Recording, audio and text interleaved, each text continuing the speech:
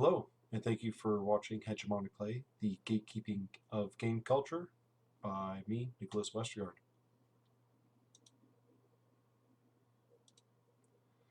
So, one thing is to establish what is the hegemony of game culture.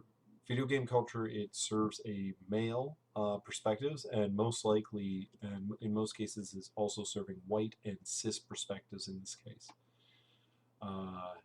As you can see, the very first image as displayed in a Google search would be the video of a video game player is a white male.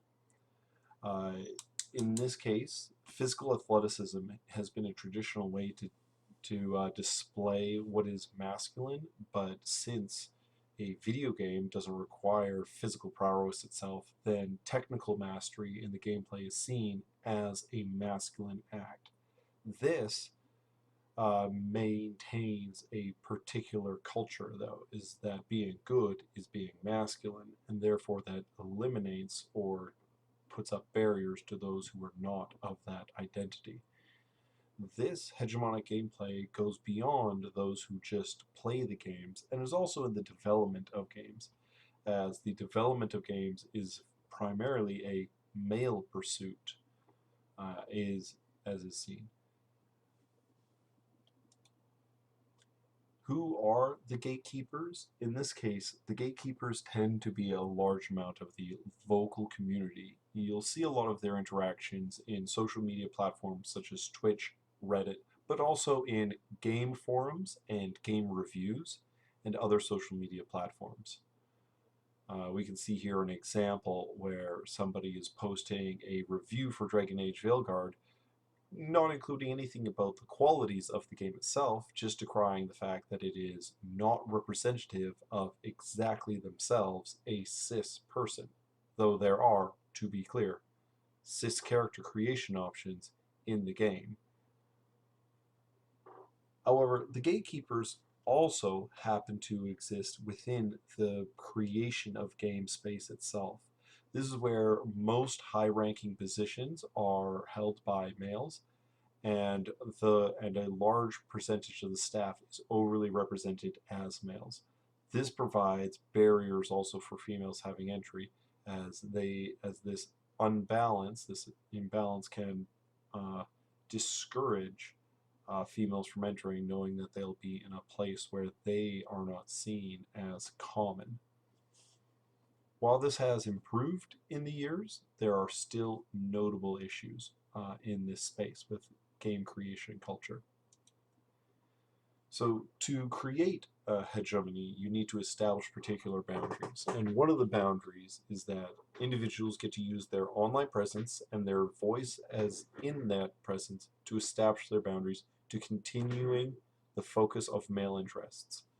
Some arguments, such as a sex ratio, where there's an argument that more males play games than females, is assumed and used as an argument that games should cater to these male preferences because there is a larger audience of them. This is unfortunately false. It's not entirely true. Professional female players, when they win a tournament often are asked questions like, what is it like to be a girl who won? They frame their win as unusual. It's exemplary because of the sex of the player who won. It's not, what is it like to win? It is, what is it like being you as a girl? The sex is now the important feature. This making this an exemplary case establishes that this is outside the norm. This is outside the cultural boundaries of this hegemony. In the game creation space, there have been multiple production studios. Blizzard Entertainment and Ubisoft are two of some of the most notable ones that have very large accusations and complaints that have allowed gendered misconducts and assaults on the workers. They have a bro culture, or a very positive male culture that ends up having many female employers feeling like they are in a dangerous space and they are not welcome. Blizzard Entertainment underwent many investigations with the state of California for their conduct. And Ubisoft, being across Ubisoft Montreal, has had a few of those, as well as some of the Paris studios and the ones in the United States as well. One way that we establish, or now that we have established what the hegemony is, we have to discuss how are these boundaries maintained. And one of the ways to do it is to establish tropes for females, where you do not need to establish tropes for males because they belong in the space. A girl in this space is often assigned as a girl gamer, which strips them of their uniqueness. It provides them a small corner where they are allowed to exist. Often, they need to exist in a state that also appeals to the male representations. They should be cute. They should be pretty. They need to be a special little girl. Women playing professionally often are cast as representing all women as well. This means that a woman's value in the game also gets outsized to represent all of the girl gamer corner within the hegemony itself. An example is a World of Warcraft player had a role in a guild being established as the girl, as opposed to being the DPS, the tank, the healer, or one of the roles that are related to the gameplay of the game. While some might argue that this was being used as an opportunity to demonstrate that there are females that do play the game, her role was establishedly stripped her from the game and only utilized her for her sex. Females, they often undergo extra surveillance that's demanded upon them, or they have to provide proof that they belong to the gameplay space.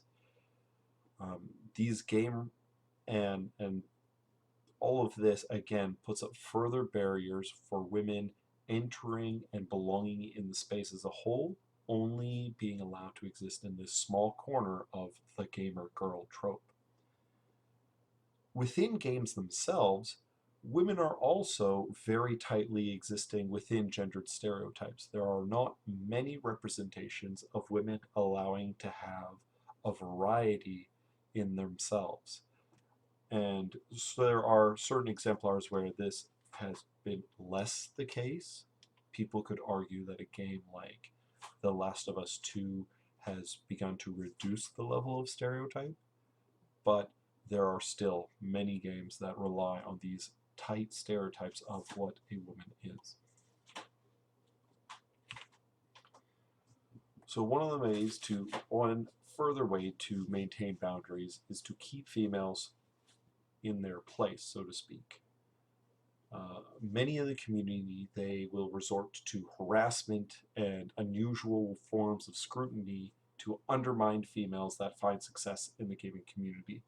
An example within our readings was of the professional player Giguri, who was accused of cheating in a tournament. Likely these accusations are entirely motivated by her sex. The tournament organizers were were fully able to confirm that her play was free of cheating, but the accusations continued. This led to the player Giguri performing a demonstration to attempt to refute these games that didn't belong. While some community members still assumed she cheated, the ones that finally did accept her skill-based play still had a number among them that criticized and attacked her, attacking her age as an excuse to infantilize her or define her as weaker, or attacking her appearance, including questions like, is she even a girl? All of these things are a way to keep this woman in her space, not as a successful member of the community. We can also have comments that go straight into threats. These ones can be directed towards females that compete in public spaces, such as the Swedish player Cass. He tweeted that he was going to rape his next opponent. He was going to rape a girl who was Madalisk during a StarCraft II tournament. It was wildly inappropriate, and thankfully the player got disqualified for his comments. But this threatening approach is still not acceptable and a way to keep women out of the gaming space. There are certain ways that people discuss about creating equity in these public discourse, a way to break down these barriers. In some cases where females are being harassed, some will speak up in defending, saying, the only thing we should care about is how well they play, what are their merits. And while these statements might be made in good faith, these statements don't address the misogyny behind the attacks. They are addressing a symptom of the problem, attacking females, as opposed to the nature, the inherent exclusionary nature of their hegemonic culture. There have been gendered-specific tournaments or segregated tournaments that have been suggested to help relieve these. These tournaments do have some benefits, but also some drawbacks. In the line of benefits, having a gender-specific tournament will take the weight out of players having to represent their entire sex. No longer is the gamer girl the gamer girl, it is a girl playing amongst other girls, or rather females playing amongst other females. They are no longer representing all of them within a play. And these segregated tournaments can also be used for recruitment and stepping stones for players in a way for them to demonstrate their skills where they would otherwise be passed over because of their lack of ability to acquire invites to non-separated tournaments. But on the drawback side, providing separate opportunities can often leave the men's sport intact without addressing the hegemonic sexism and the homophobia. And another problem that we see is that marketing and promotion is very, very unlikely to be equitable, as we see this exact same situation happening in men and women's physical sports, is that marketing promotion does not come close to equity. However, as much as I addressed specifically females, I wanted to go further and address that there are barriers presented to trans people and those with disabilities. Specifically for trans people, public figures who are trans are regularly harassed for their presence in their community. The community members who harass them are often outraged at the inclusion of options that exist for trans people. It elicits outrage and is a form of gatekeeping because these people are never required to choose these trans options. It's simply rage that the option is included, not that they have to take it.